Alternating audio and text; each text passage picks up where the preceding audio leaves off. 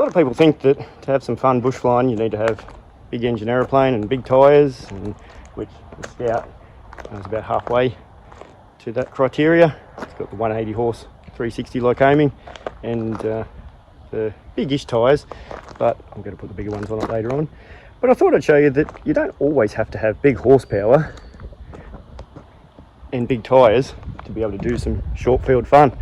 And the old 172 here, just about due for 100 hourly, the first one since I bought it, so going to give it a fairly decent makeover during that process. So with a couple of hours left on it, I thought I'll take you through a little bit of short field fun in the 150, sorry, the 172, 150 horsepower 172.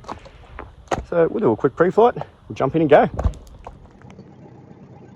So if you're going to be doing short field type stuff in these lower powered aeroplanes, you really want to make sure you do your performance charts to make sure the field you're landing in is going to be sufficient for the aeroplane, particularly on hot weather days. Look at this today, it's about, it's still 34 degrees outside and it's about close to 8 p.m. So days like that, these little aeroplanes are simply not going to perform near as well as they will when it's much cooler. So very important to be doing your performance charts, and obviously don't saw your runway off quite so much that you run out of margin. Another thing that you need to take into consideration is the insurance requirements, and every owner, every operator has probably got a different insurance policy as to where you can and can't land. If you've got a good insurance broker like I do, then it's worth talking to them and just double checking what your airplane is covered for and isn't, and potentially being able to get the cover for additional operations, and sometimes they're required to do some extra training or something like that. But they're just a few of the things that we should consider before we go out flying in these little aeroplanes, or any aeroplane for that matter. So we'll run through our pre-takeoff flow, the tried and true temp fish, so trims, elevator trim set, we don't have rudder or aileron in this. Trims mixture is full rich, master is on, and the avionics master's on, propellers fixed pitch, spark brake is off. Fuel, we are on both, and we've got 90 litres.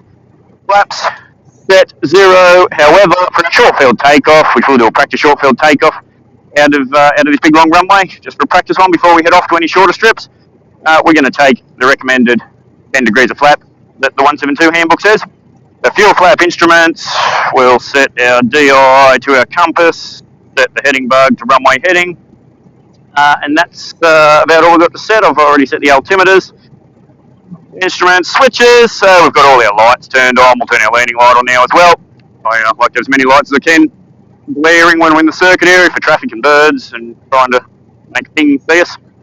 Instrument switches, controls, probably the most important. Check of the whole show, full, free and correct. And our hatches and harnesses are secure. I'm strapped in. I'll shut this window, and that window I'm going to wait for a couple of seconds until I get to the runway.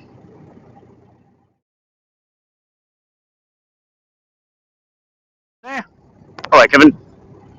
How are you? You're going to need a lift back? No, I'm all sorted, thank you. That was nice of Kevin. Offer us a lift. Okay, so we're all clear base final, all clear down the runway. Okay. Cessna traffic, Romeo Lima 172, lines up, shortly rolls runway. 35 before and upwind departure, mainly traffic Cessna. Righto, so shut that one.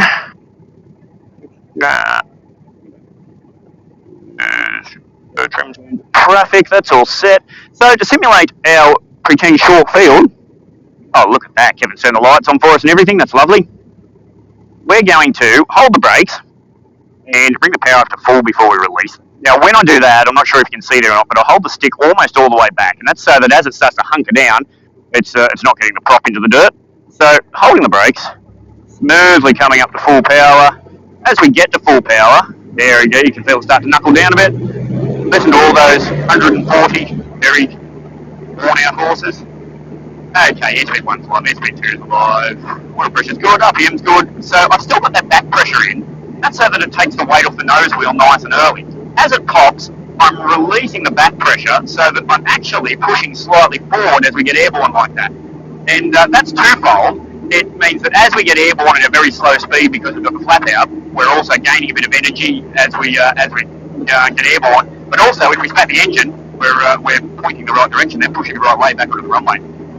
Now there's our Beaver down there. Should be just coming in to the site. Oh, there's Count Tractula. Oh, lovely. What a day, eh? We're about 65 knots now that we're clear of our obstacles. Flaps can come up. And away we go. Look at that. What a rocket ship of a 150 horse 172 on a 34 degree evening, something like that. Oh, there we go. We've got Kevin, the other 172 lined up behind us. So, where we're off to is to a little strip that's at a certified aerodrome, so covered by insurance, provided that it meets the requirements of the aeroplane flight manual, which it does. And it's about 400 metres long, we're just over it. It's grass, so it hasn't rained much lately, so it's nice and firm. So we'll go and have a little play with that one. Okay, so we'll do a pre-landing check, the old bumfish. Brakes have pressure, but the most important thing is heels on the floor. Mind doing short field work, people are always so tempted to be leaping on the brakes as they touch down, which is a bit of a no-no. Hey, Sunday cage is fixed, switches for rich fuel is on, plenty for a go around.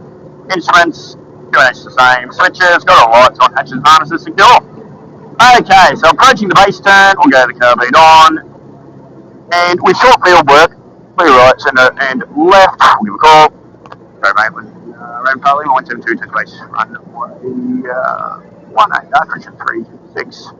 That should go good. So I like to get set up nice and early, so inside the wide arc there, we'll get our first stage of flap. No rudder trim on this one, so give it a little bit of left rudder as the power comes off. Right, centre left. And the really fun thing about these older 172s and 150s is the 40 degrees flat, which is a very, very fun feature if you're aware of it, but can also be a dangerous feature if you try and go around. Simply don't have the power on a hot day with the 40 degrees flat hanging out. And also the extra drag as you chop the power in the flare. If you've got a bit of power on still, it's going to just sort of fall out of the sky at such a slow speed. Okay, so there's nearly all our flap as we're rolling around on the final. And we'll take our last stage there. So pitch is fixed, undercoat is fixed, flap is step full. And the carb heat can go away now, ready for a go around. Shortly you'll see coming into view are some hangers. And you'll also then see that we cross the main strip, so that's why it's good to have a good look out around here. And a good talk on the wireless before we use this strip, because we're cutting across two other strips. Looking good, we'll keep that nose coming down now. Coming through about 100 feet. And still carrying a fair bit of power, or not a fair bit, but a bit of power because of that huge amount of flap, which means we can use that ability for it to then just drop out of the sky to our advantage. So coming through about 20 feet now, power's coming back to idle. Eyes to the other end of our runway, power coming back to idle, and as we plop on, we'll dump all the flap to zero. I haven't even touched the brakes yet. There's a bit of braking, lots of back pressure as we put the brakes on, because if we don't, then that braking, especially if we're a bit heavy on it, would tend to put the nose wheel on the top down into the grass, which is an advantage of the tail wheel machines, that we've got that extra top clearance. Okie doke, we'll drift to the right, swing around to the left. I always try and turn to the left because the prop wash helps turn us around, although not a huge amount of prop wash. The old 172 anyway. There we go, I reckon we pulled up in, I don't know, we're probably 2/3 of that 400 metre strip, and that was without really trying either. So what we might do is we'll backtrack and we'll line up and we'll do a short field takeoff out of this strip. There we go. Okay, look out magpie. Oh, what a good magpie. You can also do a bit of a rolling start as you come around the corner like this to gain yourself a little bit of extra distance, and then hit full power as you go straight ahead again. Just straighten her up with the rudder, get that nose wheel off. A little bit bumpier than the tar runway, and then as it gets airborne at a very low airspeed, then we'll just, as we did on the paved runway, roll the nose and let it build a little bit of energy. And we're also pushing the right way once again if we spat the engine, although we would steer slightly to the left so that we don't land in that lake. we go, clear the obstacles. We'll get those flaps up. We'll go back around for another one. These little aeroplanes are so much fun. People tend to get a little bit of an ego thing about them, go, oh, I'm too good for a 172. Clear right, clear centre, clear left. But they are just great fun. And probably the shame is that people sort of just learn the art of flying and then move on to something more complex, whilst they're still at a fairly junior stage of flying. So they don't really get to quite appreciate just how fun a 172 is when known to its let's give it another airport. Whilst they don't quite get to explore the extremes of the whilst modest capabilities of the 172, still more capable than what most people give them credit for. Okay, dang on a downwind, clear right, clear centre, clear left. What a lovely evening. Barely a bump in the sky. It bumped earlier while it was hot. Oh, it's still hot, but while it was hot earlier. Brakes are pressure, heels back on the floor, undercarriage is fixed, switches for rich fuel is on, we've got sufficient. Instruments still set, I'll reset my heading mode to runway 05 heading, switches are all still on, hatches and harnesses. Click, clack, front and back. No, carbeat coming on, clear right, clear centre, clear left, power coming back. Little turns are inside the wide arc. Once we touch that wide arc, take our stager flap and lower the nose, not trim for half the windscreen ground, half the windscreen sky. Okay, we can slow down a little bit now, so we'll take our next stage of flap, and once again, I like to trim for half the windscreen ground, half the windscreen sky. Same attitude, but a bit more flap, a bit slower airspeed. So, mate, we're running Par Lima 172, base runway 05 full stop tree, mate. Okie doke.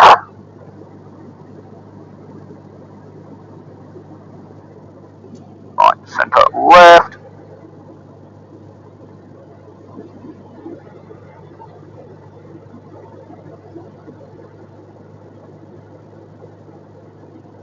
Okay, pitch is fixed, carriage is fixed, and still there. Flap, we'll take that full flap again just for a bit of fun. And carbeat can now go cold. Runway is clear, which is another fairly important thing to make sure at this airport at this time of day with all the kangaroos getting around. And we're now slowly trending back towards our VREF as we're coming through about 250 AGL. If you look to our right, you can see the home of Hunter Aerospace, our maintenance facility. And let's see if we can nail right on that threshold. Maybe. There we go, flaps to 0, back pressure as we brake. And I'm not braking hard, I'm probably about 2/3 braking. And here we are. We'll backtrack this runway. And our 172 is going in for 100 hourly and a bit of a well-deserved makeover. Thanks for watching. I hope this has inspired you to realise that we can do some bush flying on a budget. Doesn't always have to be the big expense, big wheel, big engine aeroplanes. Just a little bit of horsepower and a lovely day and a bit of a grass runway. We can have some great fun. Thanks a lot for watching. I'll catch you next video.